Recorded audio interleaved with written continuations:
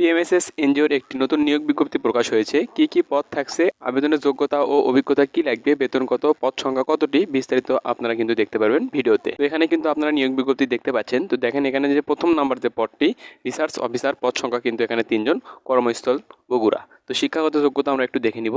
দেখেন লেখা আছে development studies apply statistic economics বিষয়ে 4 বছর মেয়াদী স্নাতক সম্মান সহ স্নাতক ডিগ্রি থাকতে হবে। অভিজ্ঞতা লাগবে গবেষণা সংক্রান্ত কাজের কমপক্ষে 3 বছরের অভিজ্ঞতা থাকতে হবে। বেতন ভাতা যদি আমরা দেখে নিই, এখানে 7 নম্বর গেট অনুসারে সর্বসাকুল্যে 63,440 টাকা এবং শিক্ষানবিশকালে 55,900 টাকা।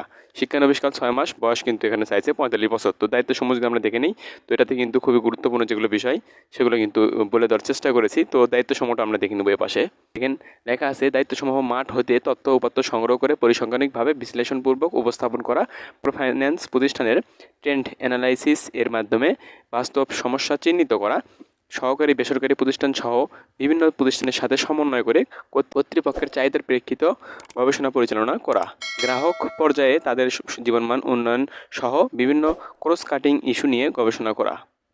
তো এটা কিন্তু দায়িত্বসমূহ। আর প্রথম নাম্বার যে পদটি রিসার্চ অফিসার, এখানে পদ সংখ্যা থাকছে 3টি এবং কর্মস্থল কিন্তু বগুড়া। আমি আবারও কিন্তু বলে দিলাম।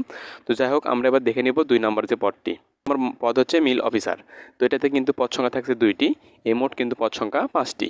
কর্মস্থল মাদারীপুর ও শরীয়তপুর। তো এখানে যদি আমরা শিক্ষাগত যোগ্যতা একটু দেখে নিই, তো এটা কিন্তু খুবই গুরুত্বপূর্ণ বিষয়। যে কোনো বিষয়ে লেখা আছে যে কোনো বিষয়ে 4 বছর মেয়াদী স্নাতক বা স্নাতক সম্মান সহ স্নাতকোত্তর সমমান ডিগ্রি থাকতে হবে, তাহলে আপনি এখানে আবেদন করতে পারবেন। অভিজ্ঞতা চাইছে তারা monitoring, evaluation, accountability and learning বা মনিটরিং অফিসার হিসেবে 2 বছর কাজ করার অভিজ্ঞতা থাকতে হবে। বেতন ভাতা সর্বসাকুল্যে 28,000 টাকা। তো বয়স কিন্তু এখানে সর্বোচ্চ 45 বছর। দায়িত্ব সমূহ তারা দিয়েছে মিল প্ল্যান প্রস্তুত ও ডাটা কালেকশন টুলস ডেভেলপ করে মাঠ হতে ডাটা কালেকশন করা, প্রকল্পের এমআইএস ডাটা সহ ড্যাশবোর্ড প্রস্তুত ও নিয়মিত ইনপুট দিয়ে এমআইএস আপডেট রাখা, প্রকল্পের লার্নিং নলেজ ম্যানেজমেন্ট সমূহ ইংরেজিতে সংরক্ষণ করা এবং মাসিক মনিটরিং রিপোর্ট প্রস্তুত করা। তো আমরা এবার গুরুত্বপূর্ণ যে বিষয়টি শর্তাবলী এগুলো একটু দেখে নিব।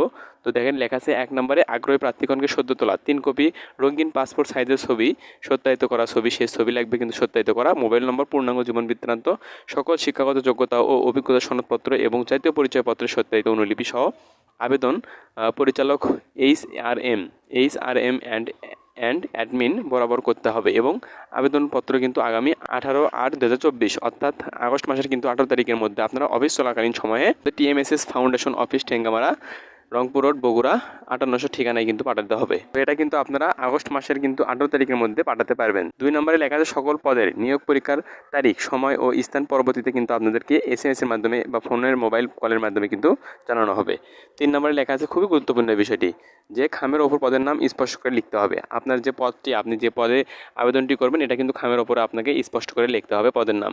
4 নম্বরে লেখা আছে নির্বাচিত প্রার্থীদেরকে যোগদানের সময়ে সংস্থা কর্তৃক নির্ধারিত পরিমাণ জামানত লভ্যাংশ সহ ফেরতযোগ্য প্রদান করতে হবে। 5 নম্বরে লেখা আছে নিয়োগ পরীক্ষায় অংশগ্রহণের সময় শিক্ষাগত যোগ্যতা ও অভিজ্ঞতার মূল সনদপত্র সঙ্গে আনতে হবে। 6 নম্বরে লেখা আছে ইতিপূর্বে যারা টিএমএসএস এর চাকরি হতে অব্যাহতি দিয়েছেন, আবেদন করার ক্ষেত্রে তাদেরকে টিএমএসএস এর কর্ম অভিজ্ঞতা অবশ্যই উল্লেখ করতে হবে।